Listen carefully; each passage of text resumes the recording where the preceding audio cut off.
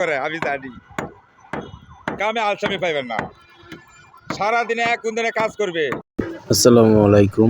দেখতে পারতেছেন আমাদের যে 8তলা সাইডটা রয়েছে, এই সাইডের নিচতলার ছিদ্রটা করা বাকি ছিল, সেই ছিদ্রটা আমরা করতেছি। এই যে ছিদ্রগুলো কিন্তু আমরা আগে সোজা বাইলে করে ফেলছি। এই যে দেখতেই পারতেছেন আমরা পাইপ অলরেডি লাগানো ধরছি। আমাদের সামনের সাইডের কাজ শেষ হয়েছে এবং আসলাম পিছের সাইডে। মোট টোটাল 4 সাইডেই কিন্তু পাইপ উঠবে, দেখতে পারতেছেন। আমাদের এই সেট থেকেও পাইপ উঠবে। আমরা এই কাজগুলো কিভাবে করে থাকি সুন্দরভাবে আপনাদেরকে দেখানোর চেষ্টা করব। এটা হলো একটা 8তলা সাইড।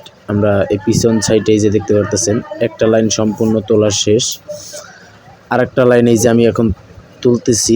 একটা লাইন আমাদের এই সাইডের তোলা শেষ, আর একটা লাইন আমরা এখন তুলব।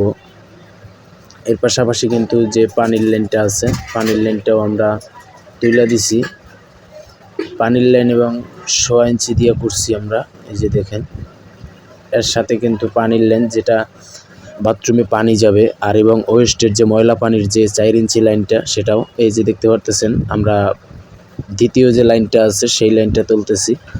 এখানে ময়লা পানি অ্যাডজাস্ট করে দেওয়া হয়েছে, আমরা আলাদা আলাদা করে দিতে চাইছি, কিন্তু মালিক দেবে না, মালিক এক পাইপ দিয়েই দেবে। তার জন্য আমরা কিন্তু সুন্দরভাবে এক পাইপ দিয়ে নামানোর চেষ্টা করছি। বাইরের সাইডের যে কাজটি এই যে দেখতে পারতেছেন, এনি হলো আমাদের একজন মিস্ত্রি আমাদের সাথে কাজ করতেছে। ইনি হলো ওই যে খালি গাম টানার মিস্ত্রি। আমরা এক সিরিয়ালে ছিদ্রগুলো করার কারণে আমাদের পাইপটা কেমন সোজা উঠছে অবশ্যই আপনারা দেখছেন। কেমন হয়েছে কাজটা যদি ভালো লাগে লাইক কমেন্ট শেয়ার, চ্যানেলটাকে সাবস্ক্রাইব করে আমাদের সাথেই থাকবেন। খোদা হাফেজ, দেখা হবে নতুন কোনো ভিডিওতে।